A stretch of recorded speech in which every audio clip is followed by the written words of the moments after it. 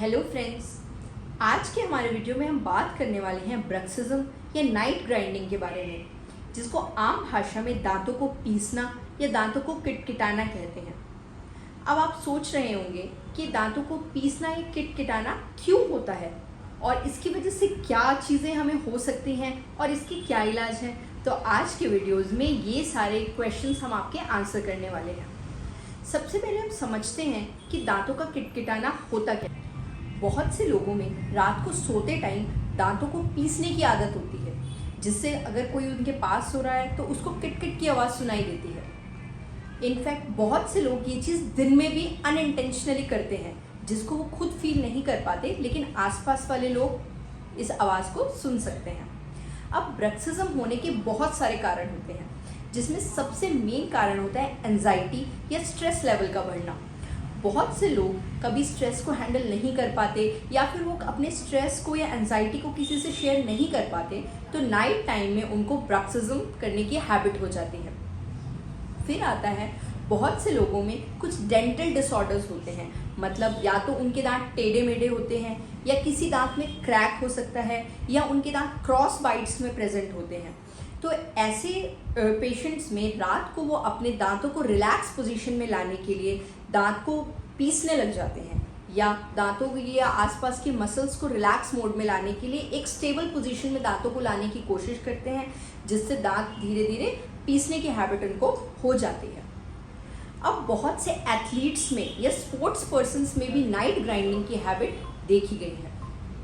बहुत से लोग जिनका ऑक्यूपेशन वॉच रिपेयरिंग का होता है या कुछ और वायर से रिलेटेड होता है, उनको भी ये हैबिट देखने को मिली है, क्योंकि वो कई बार वायर्स को या फिर किसी वॉच वाले इंस्ट्रूमेंट्स को दांतों के बीच में दिन के टाइम पे चबाते हैं, तो रात के टाइम में उनमें नाइट ग्राइंडिंग की हैबिट देखने को मिलती है। अब बहुत से बच्चों में भी ये हैबिट देखी गई है। बच्चों में जब दूध के दांत गिरने लगते हैं और परमानेंट टीथ आने शुरू होते हैं, तो उस स्टेज को हम मिक्स डेंटिशन स्टेज या हम ट्रांजिशन स्टेज कहते हैं। तो ऐसे में कुछ दूध के दांत और कुछ परमानेंट दांत उनके मुंह में प्रेजेंट होते हैं, तो बच्चे रात को अपने दांतों को मिलाने की कोशिश में उन दांतों को घिसने लग जाते हैं। या बहुत से बच्चों में किसी बात को एंजाइटी को लेकर नाइट टाइम में ग्राइंडिंग देखने को मिली है। ऐसे बच्चे दिन के टाइम पे भी टॉयज़ को या किसी चीज़ को मुंह में चबाने की कोशिश करते हैं। अब फ्रेंड्स, ये सब कारण थे जिनकी वजह से ब्रक्सिज्म हमें देखने को मिलता है। कुछ कारण इसमें ये भी होते हैं कि अगर किसी पेशेंट के अंदर पेट या आंतों से लेके कोई रिलेटेड डिजीज़ है, यानी कि उनको गैस्ट्रोइंटेस्टाइनल डिसऑर्डर्स हैं या कोई हार्मोनल इम्बैलेंसेस हैं, तो ऐसे पेशेंट्स में भी नाइट ग्राइंडिंग देखने को मिली है। कुछ लोगों में हैबिट होती है कि जब वो सोते हैं तो कभी कभी उनको ऐसा लगता है कि उनको सांस लेने में तकलीफ हो रही है और वो सडनली उठ जाते हैं। इस डिसऑर्डर को स्लीप एपनिया कहा जाता है। ऐसे पेशेंट्स में भी ब्रक्सिज्म कॉमनली देखने को मिला है। अब जानते हैं कि ब्रक्सिज्म या नाइट ग्राइंडिंग की वजह से हमारे दांतों और मसूड़ों पे क्या क्या इफेक्ट होते हैं। बहुत लंबे टाइम तक जब हम दांतों को पीसते हैं या किटकिटाते हैं, तो हमारे दांतों की इनेमल लेयर धीरे धीरे हटने लग जाती है और हमारे दांत फ्लैट होना शुरू हो जाते हैं। इनेमल लेयर हटने की वजह से दांतों में सेंसिटिविटी की प्रॉब्लम होने लगती है और दांतों पे फेसेट्स हमें दिखने लगते हैं। फेसेट्स मतलब दांतों का प्लेन हो जाना। फिर आता है कि मसूड़ों पे इसका क्या इफेक्ट होता है। जैसे हम नाइट ग्राइंडिंग बहुत लंबे टाइम तक करते हैं, तो हमारे दांतों के मसूड़े और पेरियोडोंटल लिगामेंट बहुत वीक हो जाते हैं और उनमें बहुत ज़्यादा प्रेशर पड़ता है, जिसकी वजह से हमारे दांत धीरे धीरे लूज होने लग जाते हैं या अपनी पोजीशन से थोड़ा थोड़ा हिलने लग जाते हैं। काफ़ी बार मसूड़ों का भी लेवल नॉर्मल लेवल से खिसक के नीचे चला जाता है। फिर क्या होता है कि जब ये हैबिट एक टाइम के बाद एस्टैब्लिश हो जाती है या क्रॉनिक हो जाती है, तो धीरे धीरे हमें अपने जबड़े की हड्डी में दर्द महसूस होता है। जहाँ टीएम जॉइंट प्रेजेंट होता है, वहाँ पे हमें दर्द महसूस होने लगता है। और अब हमारे चेहरे में और सर में भी हमें हर टाइम एक दर्द का एहसास होता है। हमारे गालों के आसपास एक मैस्टिकेटरी मसल प्रेजेंट होती है, जिसको हम मेसेटर मसल कहते हैं। बहुत लंबे टाइम तक ग्राइंडिंग करने की वजह से या ब्रक्सिज्म करने की वजह से उस मसल में ऐंठन आ जाती है या कॉन्ट्रैक्शंस रहने लगते हैं, जिसकी वजह से इस पूरे हिस्से में भी हमें दर्द रहने लगता है। तो फ्रेंड्स, ब्रक्सिज्म कहने को तो एक कॉमन प्रॉब्लम है, लेकिन इससे होने वाले साइड इफ़ेक्ट्स बहुत लॉन्ग टर्म के लिए हो जाते हैं और शायद काफ़ी बार हम समझ ही नहीं पाते कि ये सब क्यों हो रहा है। तो ब्रक्सिज्म के ट्रीटमेंट के लिए सबसे पहले हमें ये चीज़ पहचाननी ज़रूरी है कि ब्रक्सिज्म हो किस वजह से रहा है। अगर आपको एंजाइटी या स्ट्रेस लेवल बहुत ज़्यादा रहता है तो प्लीज़ आप कोशिश कीजिए कि आप स्ट्रेस लेवल को किसी ना किसी तरीके से कम करें।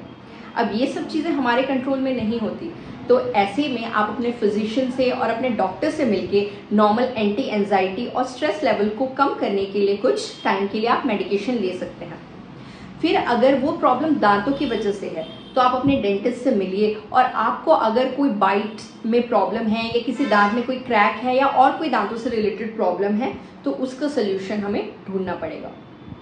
उसके अलावा आपके डेंटिस्ट आपके दांतों के लिए एक रिमूवेबल स्प्लिट्स, जिनको हम नाइट गार्ड्स कहते हैं, वो बना के देते हैं।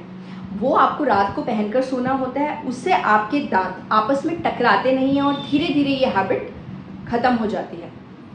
आजकल रिसेंटली सबसे ज़्यादा कॉमन चलने लगा है बोटॉक्स इंजेक्शन। इसमें बॉट्यूलिनम टॉक्सिन हम आपकी मेसेटर मसल के अंदर डालते हैं, जिससे क्या होता है कि धीरे धीरे वो मसल लूज होना स्टार्ट होती है और नाइट ग्राइंडिंग की हैबिट धीरे धीरे कम होने लगती है और हमारी मसल रिलैक्स होती है, जिससे हमारे फेशियल पेन या जो हेडेक है उसमें भी हमें रिलीफ महसूस होता है। फिर फ्रेंड्स, अगर आपको ब्रक्सिज्म की प्रॉब्लम स्लीप एपनिया की वजह से है तो आप अपने डॉक्टर से मिलके स्लीप एपनिया को ज़रूर क्योर कराएं। अब ये सब बात थी एक प्रॉपर मेडिकल ट्रीटमेंट की। उसके अलावा आप कुछ होम रेमेडीज़ भी इसके लिए कर सकते हैं।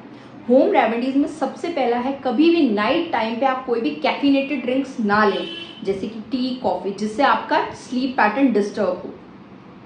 उसके अलावा आप योगा, प्राणायाम वगैरह, रनिंग, वॉकिंग, एक्सरसाइजेज, इन सब की साइड भी डाइवर्ट हो सकते हैं ताकि आपकी हेल्थ अच्छी रहे और नाइट टाइम में आपको अच्छी स्लीप आए, जिससे हम इस प्रॉब्लम को रिलीव कर सकें।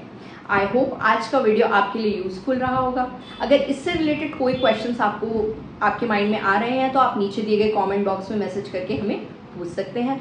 आने वाले वीडियोज़ के लिए stay tune to our channel. Take care of yourself and your oral health and brush twice a day.